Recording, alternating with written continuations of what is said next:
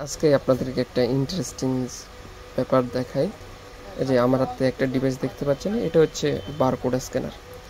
এটার সামনে এই যে একটা লেজার লম্বালম্বিভাবে দেখা যাচ্ছে। মনে হচ্ছে না যে লেজারটা লেজার বিম থেকে এরকম লম্বালম্বিভাবে বের হচ্ছে? আসলে ব্যাপারটা এরকম না।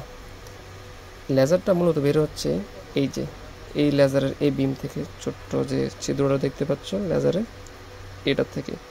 এটার থেকে বের হয়ে এখানে একটা লেন্স আছে, লেন্স থেকে রিফ্লেক্ট হয়ে, আর এখানে যে দেখতে পাচ্ছ একটা লেন্স এইভাবে শিফট হচ্ছে, বারবার শিফট হচ্ছে।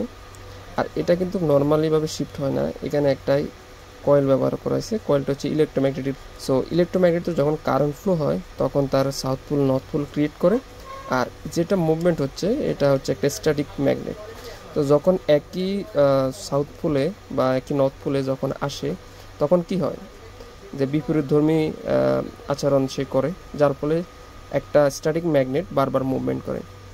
এখন কথা হচ্ছে, লেজার থেকে যে আলোটা বের হচ্ছে সেটা তো একটা আমরা সাধারণত যে লেজারটা দেখি সেটা একটা বিন্দু বা বৃত্তের মতো, কিন্তু এখানে লম্বালম্বি হচ্ছে কেন?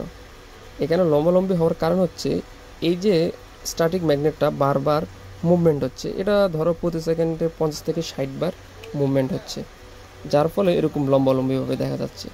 কিন্তু কথা হচ্ছে, এইটা তো আমাদের চোখের আমরা যদি দেখো, এটা যদি আমি একটু বন্ধ করে রাখি, এই যে লেজারটা কিন্তু একটা বৃত্তের মতো হয়ে গেছে। নর্মালি যে লেজারটা থাকে ওই লেজারটার মতোই দেখা যাচ্ছে, কিন্তু কথা হচ্ছে এরকম শিফট করার পরে লম্বালম্বিভাবে হচ্ছে।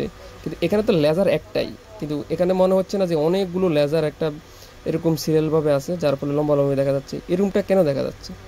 এটার ব্যাপারটা হচ্ছে, এটা আমাদের চোখের ভ্রান্তি। চোখের ভ্রান্তি বলতে এরকম, আমাদের চোখ 0.1 সেকেন্ড মতো একটা দৃশ্য সে ধরে রাখতে পারে।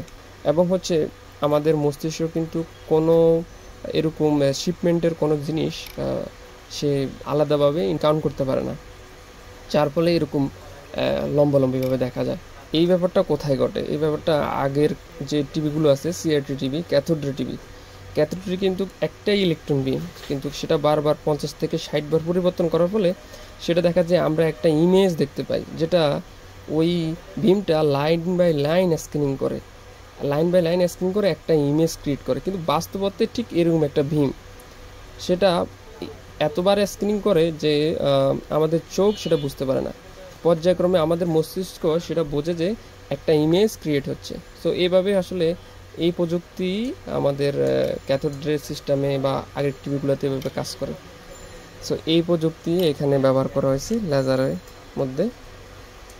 ঠিক আছে, সো এটাই ছিল একটা আজকের ইন্টারেস্টিং একটা ব্যাপার।